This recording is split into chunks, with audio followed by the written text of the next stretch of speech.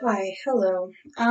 So today we're gonna talk about something from my bathtub. This is a tub talk, I guess. I don't know.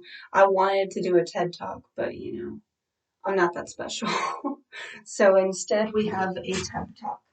Um, that is terribly painful. Okay, so today I wanted to talk about dyslexia.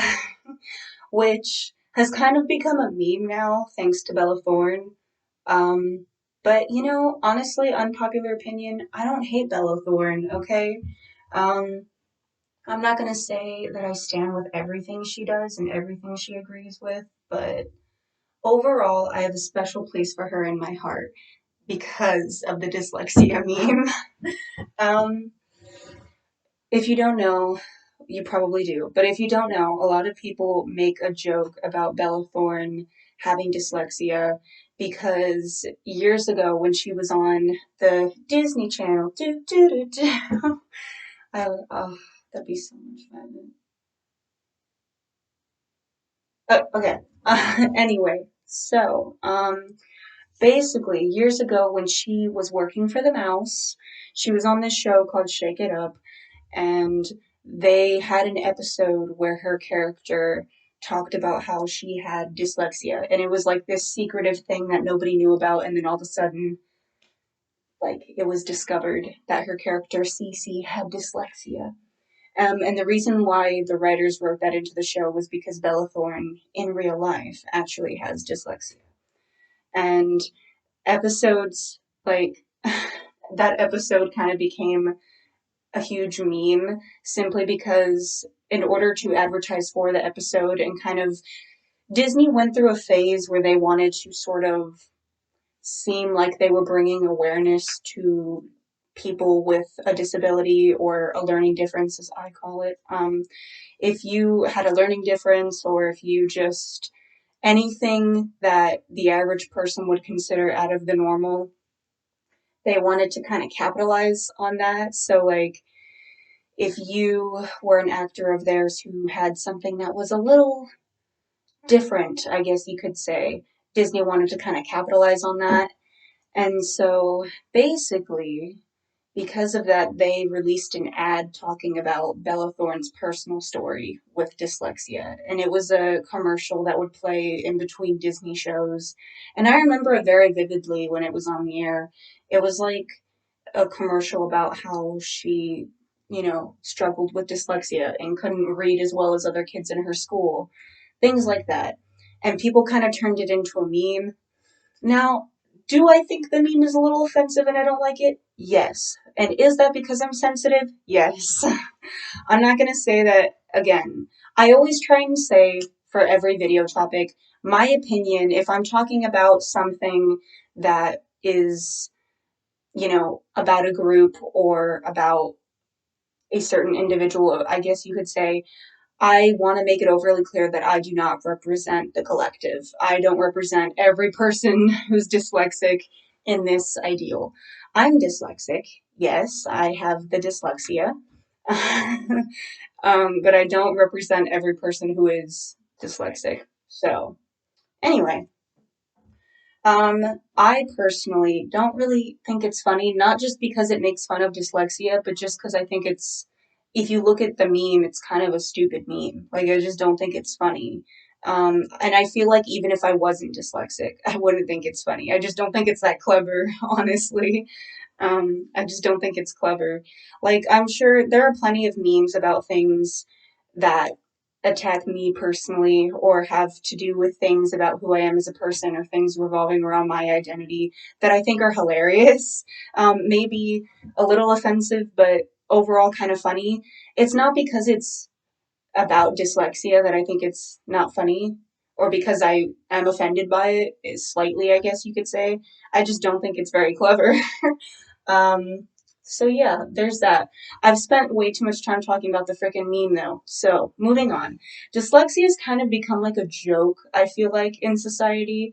And it always kind of was. I remember I'm 17, so I'm still very young. But when I was like even younger, I think when you're dyslexic or you have any kind of learning difference, it really just it affects you greater when you're younger because you're going through school, and school's kind of where you're going to be forced to read. So for anyone who doesn't really know, dyslexia is kind of different for every person. Generally speaking, it's really just a problem with understanding language, and it's a problem with reading. However, it's kind of like it just takes them longer to read, or their brain can kind of switch letters. Um, that's very much so depends on the person. You know, like not every dyslexic person is going to experience it the same way I do, and there are some people who have more of a severity with it, and some people it's quite mild. Um, but you know, that's most things though. Like there's hardly anything where you can pull one person from that group and say that they represent everyone from that group or that they're exactly like everyone. Pretty much anyone with any learning difference of any kind will tell you that it's not the same for everyone. And that's just true. And yeah, anyway. So honestly, growing up dyslexic, I'm not going to say that I had the hardest childhood because that's definitely not true. It could have been much worse. But dyslexia, I feel like people don't discuss that there can be a lot of shame around it. Dyslexia is difficult for many reasons, but it's hard, like I said, in school because, you know, as soon as you start school, you kind of right away realize that there's something off or that somebody is knocking at my door. Okay, hi, hello. It's always when I want to film a video and talk about something that someone all of a sudden wants my attention. But it's fine. Um, so, with what I was saying, so whenever you first start school and you're really little, you know, in society, especially around school, work, all those things, there's pressure to succeed. There's this idea that you need to succeed, you know, like teachers will kind of scare you by saying, "Oh, we'll send a note home, or we'll call your parents saying that you're failing my class," something like that, because there's pressure to succeed. Um, I have a lot of problems with the education system, especially the public school. I could make probably over 20 videos just talking about my issues with public school in general, because that's how much I hate public school. And I really truly don't think I've really learned anything from school other than society wants you to be a sheep and follow along. Um, I'm getting off track. So basically, right away, there's this pressure to succeed, and every child kind of feels it at least a little. But when you have a learning difference, especially when you don't know, because it's not like I was just born into the world knowing that I was dyslexic. I found out, you know? And so it was kind of apparent early on, though. I am twice exceptional. And for anyone who doesn't know what that means, I'm going to make a whole separate video about that. Twice exceptional just means that you're in the gifted program, but you're also in the SPED program. So you're in special education, meaning you have some kind of disability of some kind, but you're also in the gifted program, meaning you're ahead of the other kids in some way, in some facet. So before they figured out that I was dyslexic, they figured out pretty instantaneously that I was in the gifted program. And that was great. But then they started to notice that I struggled with reading, obviously, amongst other things, but we'll get into that later. But they noticed that I totally struggled with reading and just being able to read off a page and tell you what I read. And they noticed that with my writing, I flipped my letters all the time, just things like that. So there was definitely early signs, and then they were like, she must just be lazy, because that's public school's favorite thing to say when they don't know what's wrong with your kid. Your kid must just not be trying. And don't get me wrong, I'm sure there are kids that just don't try. Um, but overall, that's probably not the first thing that I'd assume. And I feel like so many teachers nowadays are too quick to assume that you're just not trying. I feel like that's kind of a last resort option, in my opinion, but whatever. So basically, once I, started to show signs of it, they kind of were like, okay, something's wrong. So I went to the school psychologist because that's what you do. And the school psychologist right away was like, she's dyslexic. Yes, she's dyslexic. And so from that point on, it kind of started a whole new world for me, but not in the fun Disney kind of way. Right from that moment, I just remember things were different because all of a sudden, around a certain time of day, I'd get pulled out of my normal class and I'd get taken to a whole separate classroom, the sped kids. Now, just because you have dyslexia, like I said, there's difference of severity. Doesn't necessarily mean that you're going to be put into the SPED program or on an IEP. An IEP, if you don't know, is an individual education plan or a 504, which is very similar. And I'm going to discuss both those things, and again, separate videos. There's too many details and nuances in this topic.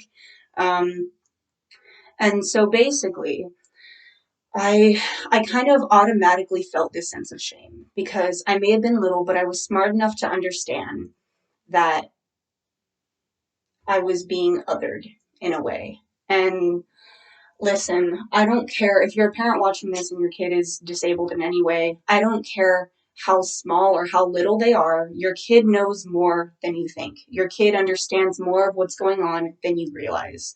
They understand what's happening to a certain degree. Obviously, maybe they may be a little confused, but overall, they can tell that something's different. Um, and so I definitely, right off the bat, kind of put together that there was this sense of shame around this because, I'd get pulled out of class and taken to another classroom. And the idea behind that classroom is they're supposed to give me extra help and help me out on work that I didn't finish or just things like that. It was really just a bunch of bullshit, but it's fine. Um, also, keep in mind, I grew up in Arizona, and Arizona in the US is one of the worst states in education. So I'm not going to say education is bad everywhere, although America is not very high in education in general. The whole country as a whole is kind of behind of a lot of other countries. But as far as it goes state to state, Arizona is pretty low on, education for a number of reasons, but I'm just saying that for perspective. Most definitely, automatically, I felt this sense of shame. And when I was in my normal class, as like a first grader, because this all happened when I was like, shit, I knew there was something wrong pretty early on, but like around the age of like first grade, that's when this all kind of started happening. And you're like 7 years old. When you're like 7 years old, somebody is like, oh, there's something wrong with your kid.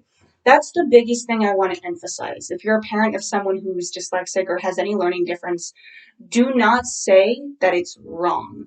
Do not say that it's a problem. The word disability in itself is something I don't like because disability implies that I can't do something. It's not that I can't do it, it's that I don't do it the way you do it.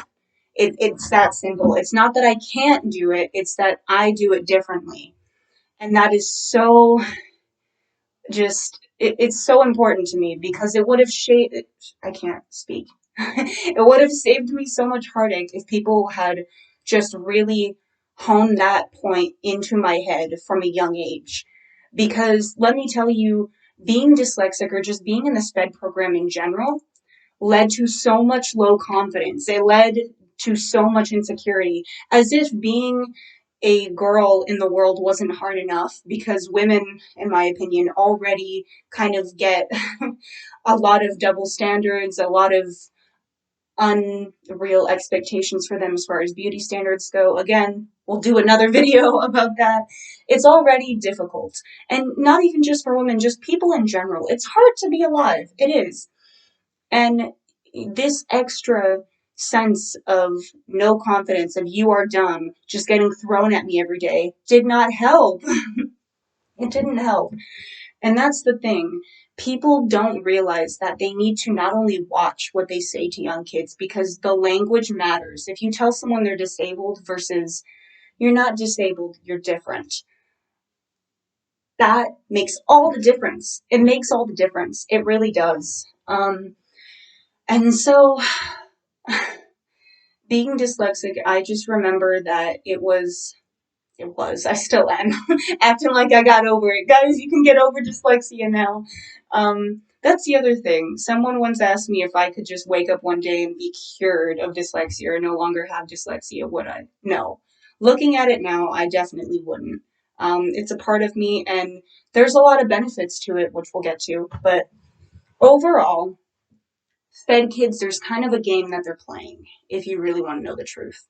As you get older, you grow up in the sped program, you start to realize that most of the time, there are some sped teachers out there that are absolutely wonderful and they're incredible people, and I'd be lost without them, and I'm appreciative towards them. But most of the time, generally speaking, they don't give a fuck about you. They're there for a paycheck. They're there because they thought that they liked it, but then it turns out that they really had no true experience with people with disability and it's not what they thought. It's just, it's a lot, you know? And you'll learn early on as a sped kid that you have to kind of fend for yourself. And in a different way than the average student, because me, I relied on a lot of different things. Number one, I'd cheat. I don't like to say it, but it's true. I would cheat on tests. I would cheat on assignments just because with the rate that assignments were getting handed to me and with the amount of time that we were given, I always needed extra time. And so I couldn't keep up with the flow. And so the only thing I could do was just cheat off of someone that I knew was going to have at least either the right answers or definitely score higher than I would if I just tried on my own. And so that's the first thing I did. And though if you're dyslexic, I'm not recommending that you cheat on everything, but you gotta do what you gotta do, okay? And so I'd either cheat or the other thing is that certain sped teachers, they just give up on you after a while. Like sometimes they'd be like, okay, because it depends how many minutes you have on your IEP. Again, if you don't know what an IEP is, you're confused by that. But if you are someone who's in the sped, like in sped, and you have a sped class, like you have a class that you go to where you're supposed to be receiving extra help, I noticed that that kind of just turns into, okay, we have these assignments, teacher, give me answers so I can turn them in and we can be done with this. That's kind of what it turns into. And you know what? I'm grateful for those teachers. There are teachers who will actually try and sit there and work with you. But the truth is that there's not enough time in the day. You're not given enough time in that sped class to actually sit there and try and learn whatever crap some teacher just assigned to you. And so it's very difficult. So you either go and you get answers from your sped teacher or you cheat, you know? It's just there's different things that you do to cut corners. Or my personal favorite, which it's not, I'm joking. This is not my personal favorite. In fact, this isn't even something that I've done a lot. This was like an absolute last resort situation, was to actually say you're not following my accommodations or my modifications in my IEP.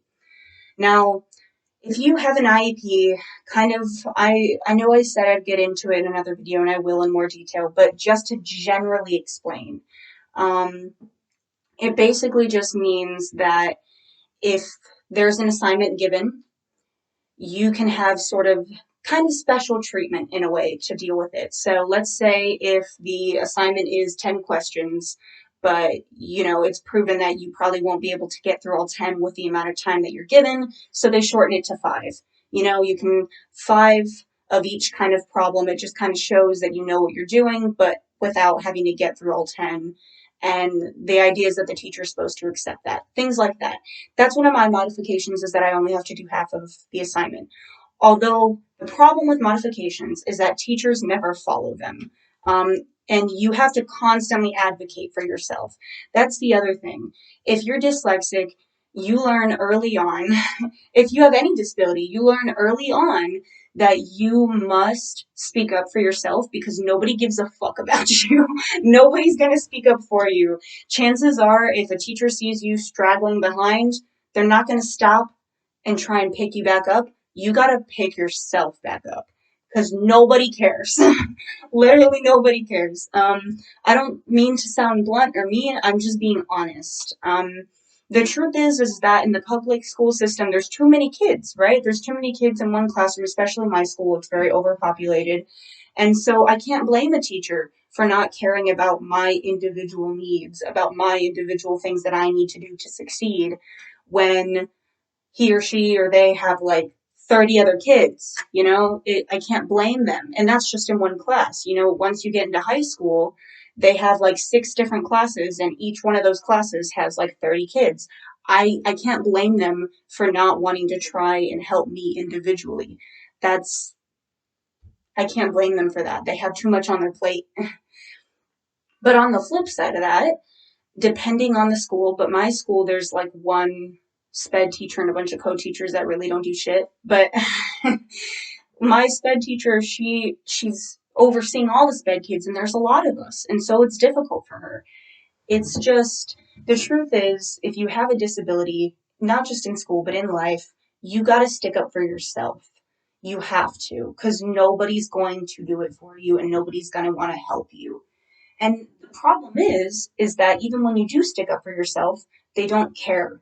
Because, listen, if I tell a teacher or I report a teacher for not following what the guidelines are in my IEP, if I say, hey, she or he is not cutting my work in half like they said they would, or he or she is not, giving me extra time like they said they would, all that's going to happen is they're going to tell that teacher, hey, give her extra time. And the teacher's going to be like, okay, but you can't, but then it's not going to happen. You can't actually guarantee that they're going to follow through on what they're saying, because the honest truth is, you're a fucking hassle.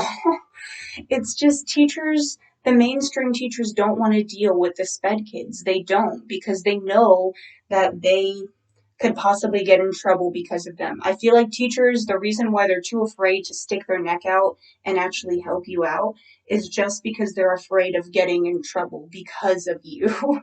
Because there's a lot of sensitivity, and it's so sad because it doesn't wind up helping. But before I make this any longer, I want to kind of say that overall, dyslexia will make you so ashamed. And I remember throughout my childhood, there were so many times where I tried to hide that I was disabled. And a quick rundown, I'm gifted in 2 areas. Like I said, I'm twice exceptional, but I'm gifted in 2 areas, but I am disabled in 3: dyscalculia, dysgraphia, and dyslexia. Those 3. I can discuss the other 2 later. But this one's specifically more about dyslexia. There's this kind of idea of shame, because first, before I'd like to say anything else, most people who are disabled, some kind, if they have a learning disability, if they have a learning difference of any kind, then they may not know it because there's not a lot of sufficient testing. People are just not noticing, and you're not going to want to speak up, especially if you're a little kid. If you're a little kid, you're not going to want to speak up and say, I'm falling behind and I don't know what's wrong with me, because you automatically just think that you're dumb. You just think you're stupid. And so if you think you're stupid, you're not going to go to someone and say, hey, I think I'm stupid. Help me. That's not going to happen. And so there's a great deal of shame. There's because you feel dumb, especially like I said, learning disability versus learning difference. The language means everything, because you will grow up feeling stupid. You will feel so dumb. And then when you do figure out that you're disabled, it's almost worse, because then you're like, oh, this thing that I thought was happening, like I secretly thought I was dumb and I just couldn't let everybody know. Turns out I am dumb. That's kind of what it feels like. It feels like a huge slap in the face. Um, and so that's hard. But then being in SPED in general is a lot of othering. And it's difficult because while you need the extra help of some kind to follow the system that everybody else is following, um, it's also difficult because whenever I'd get pulled out of class in elementary school to go to the SPED class, everybody else in class, they'd notice. They'd be like, oh, she's leaving class again every day at this time. And then they'd start to figure out, oh, it's because she's dumb.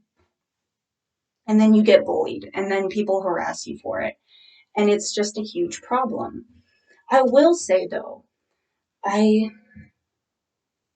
I kind of I appreciate the SPED program, but I wish it didn't have to be there because I feel like the SPED program is there because the normal program doesn't accommodate to people who have a learning difference or have any disability of any kind. And while I'm grateful for the SPED program, I'm also so sick and tired of public education making you feel dumb. Because let me just say, so many people that I know that I've grown up with in the SPED program are amazing, very smart, very talented people, and they just don't realize it because their confidence has been stifled because from a young age they were told that something is very wrong with them. And it is so hard to hear. It's so disheartening. And let me tell you, SPED kids are some of the smartest people I know because when you grow up as a SPED kid, you have to be more observant because you're thinking, okay, well, this is happening to me, and you kind of have to piece together what's going on, especially when you're little because nobody ever fully really explains to you. And it's difficult because as a SPED kid, there's such a loss of control. I know so many SPED kids who they like to keep it a secret. And if something is secretive, that inherently means that you should be ashamed of it. In my mind, if you're keeping something like that a secret, that sends the message that there's something to be ashamed about. And that's just a problem. But at the same time, you kind of don't want the rest of everyone to know because the average kid in school sees it as a bad thing. They say, okay, well, you're disabled, then you're going to get bullied for that, and the list goes on from there. And so at my school, when you get your schedule, if you're a SPED kid, they kind of have it as a second math class, or they say they make up they that's the other thing. The SPED program is so cute by the way they try and like change the name of the class or the name of the program every year to kind of make it feel like it's not about disability. Like one time it was academic instruction, which what the fuck does that even mean? That's just if you can't say SPED class, then clearly you're implying that there's something wrong with the SPED class. But at the same time, they don't want to put SPED class on your schedule because they don't want people to see that. It's just, it, it's terrible. I think the only reason why SPED in itself doesn't work is because the original system in itself doesn't work. The education system has really screwed special ed people to another level. They've screwed the SPED kids so badly because they've made them believe that they are dumb. They've made them believe that they are powerless. They've made them believe that they're less than. And what's so fucked up about that is that those people are the most important people in my eyes because the people who are disabled in some way or another have the most interesting perspective on life. Like, fuck all you normal people. Like, they have the most interesting perspectives on life. They have so much to give, so much to share, so much to give to the world, but they're totally shut down and made to feel like they can't do anything. And, it's so disheartening because then those same people, if you feel like you're stupid, if you have a low sense of confidence, that problem bleeds into every aspect of your life. I'm gonna just say that now. You're more likely to get abused, statistically speaking, if you have some kind of disability. That's just true. You're more likely to not be hired for a job. You're more likely to face discrimination. All of these things, but the truth is that you have such a beautiful perspective on the world. You do. You have such a beautiful perspective. And from such an early age, they've been trying to stifle your potential. That's just what it is. And it's so sad. So, any message to someone who's a parent, maybe, of someone who's disabled or dyslexic, the thing that I'd like to make obvious is that it's a balancing act. You don't want to limit your kids and tell them that they can't do something, because that's something that I got told a lot as a kid. They would say, okay, well, you can't do this because of dyslexia or because of CMT. I have multiple disabilities, but they'd say you can't do this because of this before I've even tried. Do not limit your kid. No matter what it is, do not limit your kid. Um, the other thing is that don't make them feel bad for not being able to do it the way that you do it or the way someone else does it or the way that society wants them to do it. They can still succeed. They're just going to have to forge their own path to success. They're not going to be able to do it the way you do it, but that doesn't mean they can't do it. Just because I don't follow your path doesn't mean I'm going to end up in a different destination. I could go in a different direction and still wind up at the same place. In fact, maybe I'll get there sooner than you. You never know. Maybe my way's better. You never know. And that's the other thing. People who are dyslexic, it's been proven that they're highly creative. Um, they they're highly creative. You know, they're more likely to create things and just they bring a perspective to the world that the world doesn't already have. They're very valuable. Um, and people always like to say, okay, well, Albert Einstein was dyslexic, so it must be a superpower or something. That's the other thing. There's like, dyslexia is weird because it's made it to be a joke. It's also downplayed of its seriousness and how it can affect someone. And it's also kind of fetishized as like this, you are special type of thing. That's the other thing. While I do think you should make your child feel special in general, in your eyes, don't make them feel special because they're dyslexic. Um, and that brings me to another point. Their disability is not who they are, it's a part of who they are. It's one small fragment. Like, dyslexia is probably not even like 10% of me, maybe. I don't know. I can't put it on a percentage, but I'm saying that it's not everything that I am. I'm a million other things, you know? And so that's the other thing. Don't make it who they are. Don't limit them. Make them know from a young age that just because their path is different doesn't mean their path is wrong. Just because the way they think is different doesn't mean it's wrong. And I did that so much, like as a kid. And the other thing is people would tell you to teach them better time management because, like I said, you know, at the rate that work was coming in, I couldn't finish it within that time frame. But that, I don't think that's my fault. I think that's the program's fault, personally. I personally don't think that you should teach dyslexic people more time management skills. Maybe. That really depends on the person if they personally need better time management skills. But I think that you should probably just because that's a common thing of people with disabilities in general. So I think maybe you should just kind of change the program itself. Maybe public education shouldn't be so set in its time frames. Maybe that's the thing. And public school seems more convinced with production and making you do assignments rather than teaching you what you're doing. I know so many people who they just do the assignment and they have no idea what it was about or they have no conception of anything that they were supposed to learn. I feel like school nowadays is really just like you show up, they tell you what to do, you do it. There's no learning involved, quite honestly. Like the idea that school is for you to learn, maybe but that seems like bullshit. It really doesn't feel that way. And again, I'm not bashing all schools. I'm sure there are lovely places of education out there, and that's wonderful.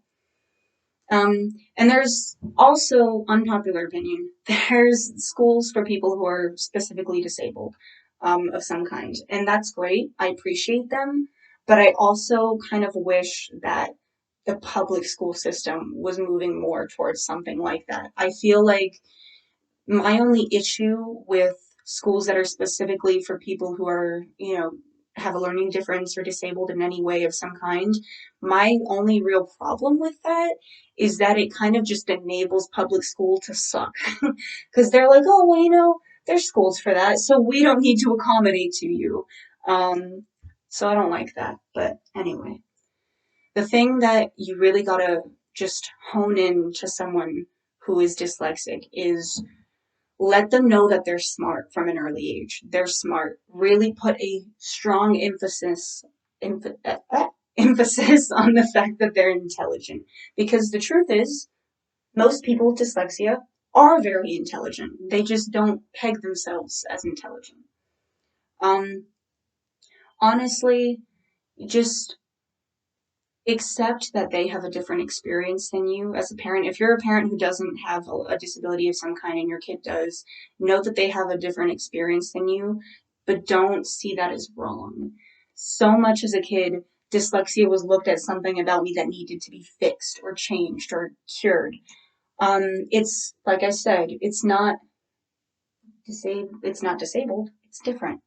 It's not that I can't do it. It's that I'm not going to do it naturally the way that you do. And the problem in my mind with the public school system is that they keep trying to force me to do it the way that everybody else does it, when naturally my brain doesn't want to do it that way. Naturally, that's the more difficult route to go. So why the fuck would I do it that way, you know? That's the problem. Everybody is different. Everybody's brain is different. So why the fuck is public school trying to force us to all do the same things and all do it the same way? Hypocrisy. That's why. So I'm gonna cut this video off now because I've been ranting, and I hope you have a wonderful day. And yeah, nobody's probably gonna watch this video, but that's okay. All right, goodbye.